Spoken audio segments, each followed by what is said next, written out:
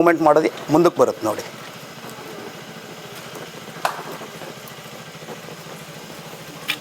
Beautiful ಆಗಿದೆ cobra. So ಅಂದರೆ ನಾಗರ ಹಾವು. ಹಾಂ, ಹಾವು ಮುಂದಕ್ಕೆ ಬರದ ರೀತಿಯಲ್ಲಿ ಲಾಕ್ ಆಗಿದೆ. ನೈಟ್ ಕಾರ್ಯಾಚರಣೆ ರೆಸ್ಕ್ಯೂ ಆಪರೇಷನ್ ಆಗಿರೋದ್ರಿಂದ ಇದು ಮನೆ ಕಾಂಪೌಂಡ್ ಹೊರಗಡೆಗಿದೆ.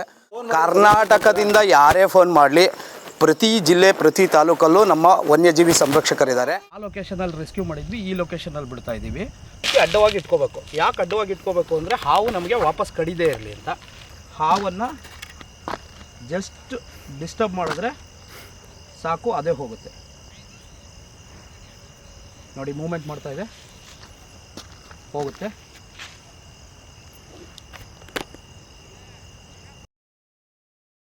ಸಿರಿಪ್ರಸಾದ್ ಅಂತ ಉರಗ ತಜ್ಞರ ಜೊತೆಗೆ ಪರಿಸರ ಪ್ರೇಮಿ ಕೂಡ ಹೌದು.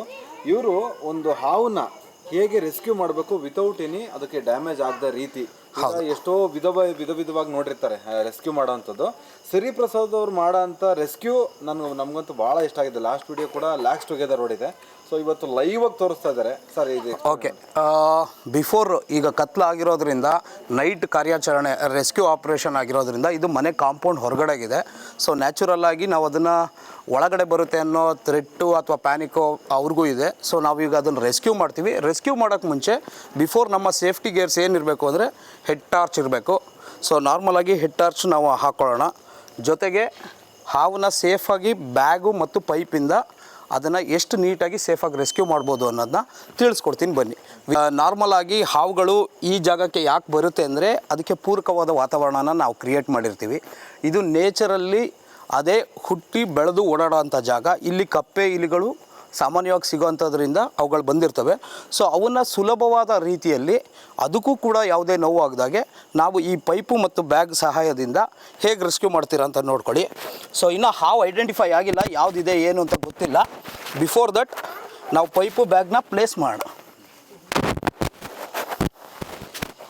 ರಿಯಾಕ್ಟ್ ಮಾಡ್ತಿದ್ದ ಸೊ ಎಲ್ಲ ಟೈಮಲ್ಲೂ ರಿಯಾಕ್ಟ್ ಮಾಡುತ್ತೆ. ಅದಕ್ಕೆ ಯಾವಾಗ ಥ್ರೆಟ್ ಫೀಲಿಂಗ್ ಆಗುತ್ತೆ, ಸೊ ಆ ಥ್ರೆಟ್ಟಲ್ಲಿ ಅದು ರಿಯಾಕ್ಟ್ ಮಾಡುತ್ತೆ.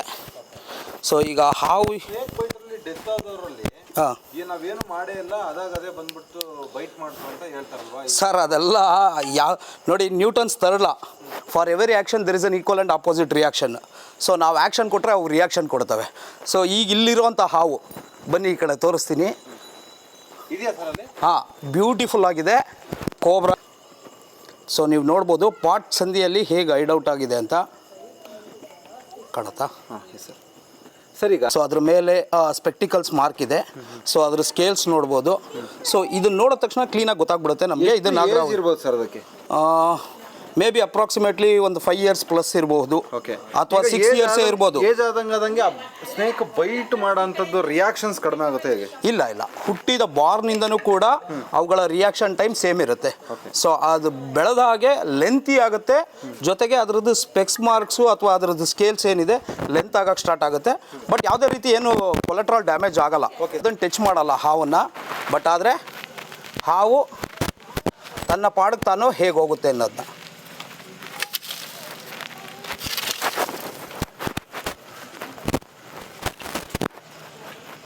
ಸೊ ಅದು ಈಗ ಡಿಸ್ಟರ್ಬ್ ಆಗ್ತಾ ಇದೆ.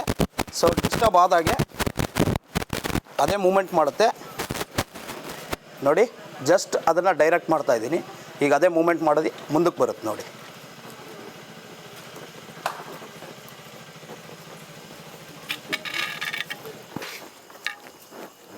Super, very nice.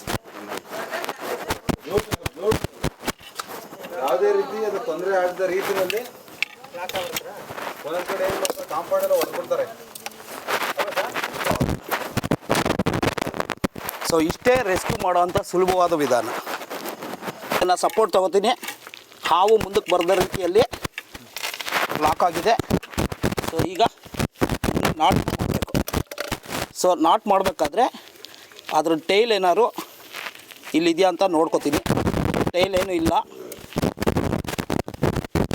ಕಾಟನ್ ಬಟ್ಟೆಗಳನ್ನ ಬಳಸೋ ಕಾರಣ ಸೊ ಅದಕ್ಕೆ ಬ್ರೀತಿಂಗ್ ಈಸಿ ಆಗುತ್ತೆ. ಜೊತೆಗೆ ಸೊ ನಮಗೂ ಲಿಫ್ಟ್ ಮಾಡೋದಕ್ಕೆ ಅದಕ್ಕೆ ಡಾರ್ಕ್ ಪ್ಲೇಸ್ ಅಂತ ಕವರ್ ಆಗುತ್ತೆ. ಡಾರ್ಕ್ ಪ್ಲೇಸ್ ಅಂತ ಇದಾದ ತಕ್ಷಣ ಸೊ ಅದು ಆರಾಮಾಗಿ ಸೇಫ್ಟಿಯಾಗಿರುತ್ತೆ.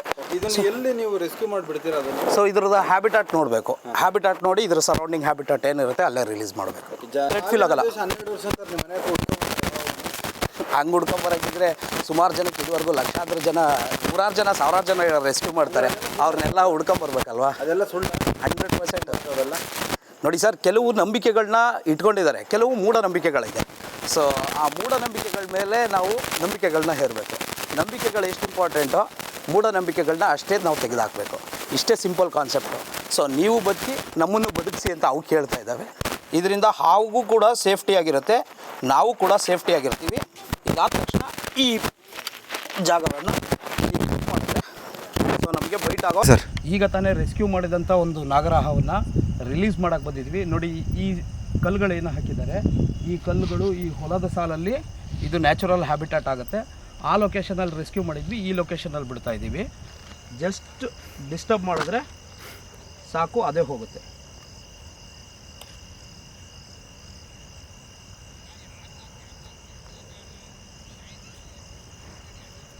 ನೋಡಿ ಮೂಮೆಂಟ್ ಮಾಡ್ತಾ ಇದೆ, ಹೋಗುತ್ತೆ.